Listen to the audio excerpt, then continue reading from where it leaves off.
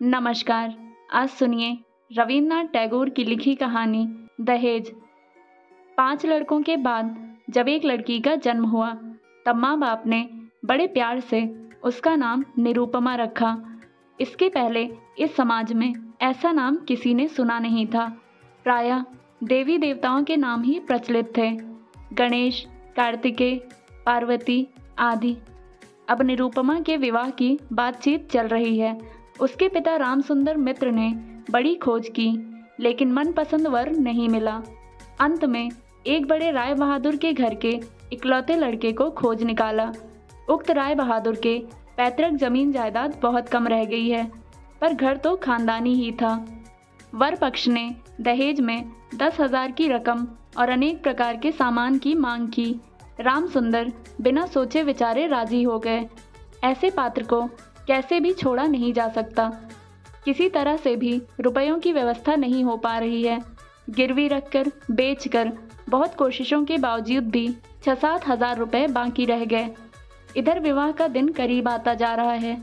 आखिरकार विवाह का दिन आ ही पहुंचा। एक आदमी अधिक ब्याज पर बाकी रुपए देने को तैयार हो गया, लेकिन ऐन मौके पर वह भी नहीं मिला। विवाह मंडप में भारी हलचल मच गई। रामसुंदर ने हमारे राय बहादुर से हाथ पैर जोड़कर कहा, शुभ काम संपन्न हो जाने दें, मैं रुपए अवश्य अदा कर दूंगा। राय बहादुर बोले, रुपए मिले बिना वर को मंडप में नहीं लाया जाएगा। इस दुर्घटना के कारण अंतापुर में रोना धोना मच गया। इस बड़ी विपत्ति का जो मूल कारण है वह विवाह की लाल चोली साड़ी पहने, गहना पहने, माथे पर चंदन चुपड़े चुप बैठी है। भावी ससुर कुल के प्रति उसमें बड़ी भारी भक्ति या अनुराग उत्पन्न हो रहा हो, ऐसा नहीं कह सकते। इस बीच एक सुविधा हो गई। सहसा ही वर अपने पितृदेव के प्रति अशिष्ट हो गया। पिता से कह बैठा, लेन देन मोल भाव की बातें मैं नहीं समझता। विवाह करने आया हूँ, विवाह करके ही लौटूंगा। पिता ने जिस किसी को सामने पाया उसी से बोले, देख रहे हैं ना आजकल के लड़कों का आचरण। 2-1 बुजुर्ग लोग थे, उन्होंने कहा, शास्त्र नीति की शिक्षा तो बिल्कुल रही ही नहीं, इसी से तो ऐसा है। वर्तमान शिक्षा का जहरीला फल अपनी संतान में प्रत्यक्ष देखकर राय बहादुर हतोत्साहित होकर बैठ गए। विवाह किसी तरह संपन्न हुआ। ससुराल जाते समय निरुपमा को हृदय से लगाकर पिता आंसू नहीं रोक सके। नीरू ने पूछा, बाबूजी, क्या ये लोग मुझे फिर कभी नहीं आने देंगे? रामसुंदर ने उत्तर दिया, आने क्यों नहीं देंगे बेटी, मैं तुम्हें लिवा लाऊंगा। अक्सर ही रामसुंदर लड़की से मिलने चले जाया करते, पर समधियाने में उनकी कोई प्रतिष्ठा नहीं थी। यहाँ तक कि नौकर चाकर तक उन्हें नीची निगाह से देखते थे। अंतापुर के बाहर अकेले कमरे में किसी दिन 5 मिनट के लिए बेटी से मिल पाते तो किसी दिन मिल तक नहीं पाते।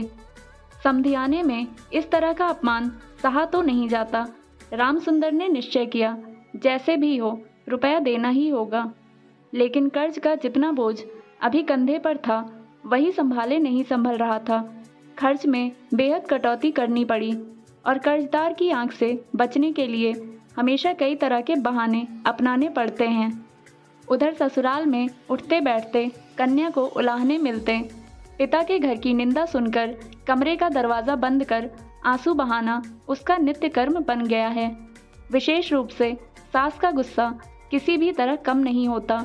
यदि कोई कहता, वाह कैसा रूप है, बहू का मुख देखकर आंखें जैसे शीतल हो जाती हैं। सास गरज उठती, हाँ बड़ी रूपवती है, जैसे घर की बेटी वैसा ही रूप रंग।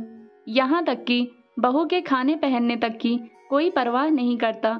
यदि कोई दयालु पड़ोसी किसी प्रकार की कोई कमी बताता तो सास उसे उत्तर देती, इतना भी बहुत है।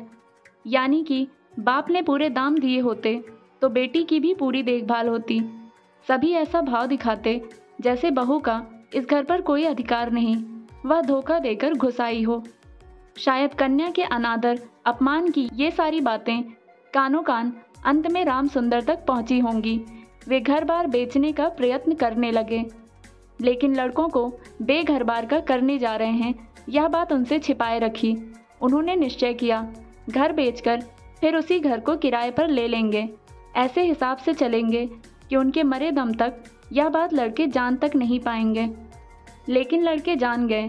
सब आकर रोने चिल्लाने लगे, खासकर बड़े तीनों शादीशुदा लड़के, जिनमें से किसी किसी के संतान भी है। उनकी असहमति बड़ी महत्वपूर्ण थी। घर की बिक्री रुक गई। तब राम सुंदर इधर उधर से भारी ब्याज पर थोड़े थोड़े रुपए उधार लेने लगे। इसका नतीजा यह हुआ कि गृहस्थी का खर्चा चलाना मुश्किल हो गया। नीरू पिता का मुख देखकर सब कुछ समझ गई। वृद्ध के पके केश, सूखा चेहरा और सदा संकोच का भाव और दीनता प्रकट हो आई। कन्या के आगे जब पिता अपराधी है, तब वह अपराध क्या छिप सकता है। जब समधियाने की अनुमति से क्षण भर के लिए कन्या से साक्षात्कार होता, तब पिता की छाती कैसी फट रही होती, यह उनकी हंसी देखकर ही अनुमान हो जाता है। नीरू उस व्यथित पितृ हृदय को सांत्वना देने कुछ दिन के लिए मायके जाने को अत्यंत अधीर हो उठी। वह पिता का मलान मुख देखकर अब दूर नहीं रह सकती थी। एक दिन राम सुंदर से बोली, बाबूजी, मुझे एक बार घर ले चलो। राम सुंदर ने कहा, अच्छा, किंतु उनका कोई जोर नहीं। अपनी पुत्री पर पिता का जो स्वाभाविक अधिकार होता है, वह भी जैसे दहेज के रुपयों के बदले गिरवी रख दिया गया हो। यहाँ तक कि अत्यंत संकोच के साथ पुत्री से मुलाकात की भीख मांगनी होती और उसमें कभी कभी निराश होने पर भी दूसरी बार कुछ कहने का मुख नहीं रहता। किंतु पुत्री के स्वयं मायके आना चाहने पर पिता उसे ना लाकर कैसे रह सकता है। इसलिए समधी के पास इस आशय की अर्जी पेश करने से पहले राम सुंदर ने कितनी दीनता, कितने अपमान, कितने नुकसान सहकर जो 3,000 रुपये संग्रह किए, उस इतिहास का छिपा रहना ही भला है। वे कुछ नोटों को रुमाल में लपेटकर चादर में बांधकर समधी के निकट जा पहुँचे। पहले हंसते हुए मोहल्ले की चर्चा छेड़ी। हरे कृष्ण के घर में बड़ी भारी चोरी हो गई। उसका शुरू से अंत तक विवरण कह सुनाया। नवीन माधव और राधा माधव दोनों भाइयों की तुलना करते हुए राधा माधव की विद्या बुद्धि, स्वभाव की प्रशंसा और नवीन माधव की निंदा की। शहर में एक नए रोग का आगमन हुआ। उस विषय में अनेक अजीबोगरीब आलोचनाएं की। अंत में हुक्का जमीन पर रखते हुए बातों ही बातों में बोले, अरे हाँ समधी जी, दरअसल वे रुपए तो बाकी रह गए थे। रोज ही सोचता हूँ आते हुए कुछ साथ लेता आऊँ, लेकिन समय पर ध्यान ही नहीं रहता। अरे भाई, बूढ़ा जो हो गया हूँ। ऐसी एक लंबी भूमिका बांधते हुए अस्थि पंजर की 3 अस्थियों के समान 3 नोटों को अत्यंत सहज भाव से, अत्यंत लापरवाही से बाहर निकाला। केवल 3,000 के नोटों को देखकर राय बहादुर ने ठहाका लगाया। कहने लगे, रहने दीजिए समधी जी, इसकी मुझे ज़रूरत नहीं। एक प्रचलित देसी कहावत का उल्लेख करते हुए बोले कि छोटी सी बात के लिए वे हाथों को बदबूदार नहीं करना चाहते। ऐसी घटना के बाद कन्या को घर ले जाने का प्रस्ताव कोई जबान पर नहीं ला सकता था। केवल राम सुंदर ही थे जिन्होंने सोचा, यह सब रिश्तेदारी का संकोच अब मुझे शोभा नहीं देता। मर्माहत हो काफ़ी देर चुप रहने के बाद अंत में मृदु स्वर में बात चलाई। राय बहादुर ने बिना कोई कारण जताते हुए कहा, यह अभी नहीं होगा। यह कहते हुए वे काम के बहाने उठकर चले गए। राम सुंदर पुत्री को मुंह न दिखाकर कांपते हाथों उन कुछ नोटों को चादर की खूंट में बांधकर घर लौट आए। मन ही मन तय किया, जब तक सारे रुपए अदा करके निसंकोच कन्या के अधिकार की मांग नहीं कर सकेंगे, तब तक फिर समधियाने नहीं आएंगे। बहुत दिन बीत गए। निरुपमा आदमी पर आदमी भेजती रही, पर पिता नहीं आए। अंत में रूठकर उसने आदमी भेजना बंद कर दिया। इससे राम सुंदर के मन पर भारी चोट पहुंची, लेकिन फिर भी वे नहीं गए। कुंवर का महीना आ गया। राम सुंदर ने कहा, अब की पूजा में बेटी को घर लाना ही है, नहीं तो मैं। खूब लंबी चौड़ी सी कसम खाई। पंचमी के दिन चादर की खूंट में कुछ नोटों को बांधकर राम सुंदर ने यात्रा की तैयारी की। एक 5 साल के पोते ने आकर पूछा, दादाजी, क्या मेरे लिए गाड़ी खरीदने जा रहे हो? ठेला गाड़ी चढ़कर हवा खाने का बहुत दिनों का उसे शौक है, पर किसी भी तरह उसे पूरा करने का उपाय नहीं सूझता। 6 वर्ष की पोती रोती हुई आकर कहती है, पूजा के अवसर पर न्योते में पहनकर जाने के लिए उसके पास एक अच्छा कपड़ा नहीं है। राम सुंदर यह सब जानते थे और तंबाकू पीते पीते बूढ़े ने इस विषय में काफ़ी सोचा। जब राय बहादुर के घर से पूजा का निमंत्रण आएगा, तब उनकी बहुओं को अत्यंत मामूली गहनों के साथ दीन के समान वहां जाना होगा। इन सब बातों को सोचकर उन्होंने बड़ी गहरी सांस भरी। घर की दरिद्रता के रुदन को कानों में भरकर वृद्ध ने अपने समधी के घर में प्रवेश किया। आज उनमें वह संकोच का भाव नहीं। दौर रक्षक और भृत्यों के मुंह की ओर भी वह चकित सलज्ज दृष्टिपात दूर हो गया, मानो उन्होंने अपने ही घर में प्रवेश किया हो। सुना राय बहादुर घर में नहीं हैं, कुछ देर प्रतीक्षा करनी होगी। मन के वेग को न संभाल पा रामसुंदर ने कन्या के साथ मुलाकात की। दोनों के नेत्रों से आंसू बह चले। पिता भी रो रहे हैं, कन्या भी रो रही है। दोनों में से कोई भी बोल नहीं पा रहा है। ऐसे ही कुछ समय बीत गया। फिर रामसुंदर ने कहा, बेटी अब की तुझे ले जाऊंगा, अब कहीं कोई रुकावट नहीं। इसी समय रामसुंदर के बड़े लड़के हरमोहन ने अपने दोनों छोटे बच्चों के साथ सहसा कमरे में प्रवेश किया। वे पिता से बोले, बाबूजी, तो फिर आपने हम लोगों को रास्ते पर बिठा दिया। रामसुंदर ने अचानक अग्निमूर्ति होकर कहा, तुम लोगों के लिए क्या मैं नरक में जाऊं? तुम लोग मुझे मेरे सत्य की रक्षा नहीं करने दोगे। रामसुंदर घर बेच आए हैं। लड़के कैसे भी कुछ जान ना पाए, इसके लिए अनेक उपाय किए, फिर भी वे जान गए हैं। जानकर उनके प्रति अचानक क्रोधित और असंतुष्ट हो उठे हैं। उनका पोता उनके दोनों घुटनों से यथाशक्ति लिपट मुंह उठाकर बोला, दादाजी मुझे गाड़ी नहीं खरीदोगे? सिर झुकाए रामसुंदर से कोई उत्तर ना पा नीरू के पास जाकर बोला, मुझे एक गाड़ी खरीद दोगी बुआ? निरुपमा सारा मामला समझ गई।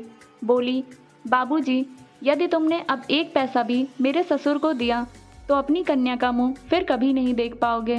तुम्हारी देह छूकर मैं यह कसम खाती हूँ।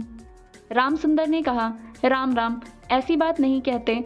फिर ये रुपए यदि मैं ना दे पाऊँ तो तुम्हारे पिता का अपमान और तुम्हारा भी। नीरू बोली, रुपया देना ही अपमान है, तुम्हारी कन्या का क्या कोई सम्मान नहीं? क्या मैं केवल रुपए की थैली भर हूँ? जब तक रुपए हैं तब तक मेरा दाम है। नहीं बाबूजी, ये रुपए देकर तुम मेरा अपमान मत करो। इसके अलावा मेरे पति तो यह रुपए नहीं चाहते। रामसुंदर ने कहा, बेटी तब यह तुम्हें जाने नहीं देंगे। निरुपमा बोली, ना जाने दें तो क्या कर सकते हो, बोलो। फिर तुम भी ले जाने के लिए कुछ मत कहना। रामसुंदर कांपते हाथों नोटबंदी चादर को कंधे पर डालकर चोर के समान सबकी आंखें बचाकर घर लौट आए। रामसुंदर रुपए लाए थे और बेटी की मनाही के कारण वे रुपए दिए बिना ही लौटा ले गए। यह बात छिपी ना रही। दौर पर कान लगाकर चुगलखोर स्वभाव वाली दासी ने नीरू की सास के पास यह खबर पहुंचा दी। सुनते ही उनके क्रोध की सीमा ना रही। निरुपमा के लिए उसकी ससुराल अब कांटों का सेज बन गई है। इधर उसके पति विवाह के थोड़े दिनों बाद ही डिप्टी मजिस्ट्रेट होकर किसी दूसरे शहर में चले गए। कहीं संग दोष से नीरू को कुशिक्षा ना मिले, इसी बहाने अब मायके के रिश्तेदारों से मुलाकात की बिल्कुल मनाही हो गई थी। इसी समय नीरू एक कठिन रोग से पीड़ित हो गई, पर इसके लिए उसकी सास को पूरी तरह से दोषी नहीं ठहराया जा सकता। अपने शरीर के प्रति वह अत्यंत लापरवाही बरत रही थी। कार्तिक महीने की ओस में रात भर सिरहाने का द्वार खुला रखती, जाड़े के दिनों में देह पर कपड़ा नहीं रखती, खाने पीने में कोई नियम नहीं मानती। दासियां जब अक्सर भोजन लाना भूल जाती तब एक बार भी मुंह खोलकर उन्हें स्मरण नहीं दिलाती। पर पराए घर में दास दासी की तरह स्वामी स्वामिनी के अनुग्रह पर निर्भर होकर रह रही है, यही संस्कार उसके मन में दृढ़ था। लेकिन इस प्रकार का भाव भी सास को सह नहीं था। यदि भोजन के प्रति बहू की किसी प्रकार की लापरवाही देखती तो सास कह उठती, नवाब के घर की बेटी है ना, गरीब के घर का अन्न इनके मुंह में रुचता नहीं। फिर कभी कहती, एक बार देखो तो कैसी बुरी शक्ल बना रखी है, दिन ब दिन जैसे जली सूखी लकड़ी सी हुई जा रही है। रोग जब गंभीर होता गया तब सास बोली, ये सब इसके नखरे हैं।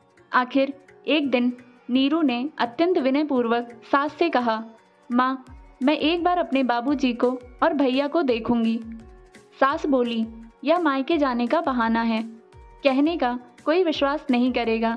जिस दिन संध्या के समय नीरू की सांस उखड़ने लगी, उसी दिन पहली बार डॉक्टर ने उसे देखा था और उस दिन ही डॉक्टर के देखने का अंत भी हो गया। घर की बड़ी बहू मरी। खूब धूमधाम से अंत्येष्टि क्रिया संपन्न हुई। जिले में प्रतिमा विसर्जन समारोह के बारे में राय चौधरियों की जैसी बड़ी लोक प्रसिद्धि है, बड़ी बहू की अंत्येष्टि संबंधी राय बहादुरों की बहुत कुछ वैसी ही ख्याति फैल गई। ऐसी चंदन काठ की चिता इस इलाके में कभी किसी ने देखी नहीं। ऐसे समारोह में श्राद्ध अनुष्ठान भी केवल राय बहादुर के घर में ही संभव था। सुना जाता है इससे उनके ऊपर कुछ कर्ज भी हो गया। राम सुंदर को सांत्वना देते समय उनकी बेटी की कैसे महासमारोह के बीच मृत्यु हुई, सभी ने उसका बड़ा विस्तृत वर्णन किया। इधर डिप्टी मजिस्ट्रेट का पत्र पहुंचा। मैंने यहाँ सारा बंदोबस्त कर लिया है, इसलिए मेरी पत्नी को फौरन यहाँ भेज दें। राय बहादुर की श्रीमती ने लिखा, बेटा, हमने तुम्हारे लिए एक दूसरी लड़की का रिश्ता तय किया है, इसलिए छुट्टी लेकर फौरन चले आओ। इस बार 20,000 का दहेज और हाथों हाथ अदायगी। इस कहानी को अंत तक सुनने के लिए आप सभी का धन्यवाद।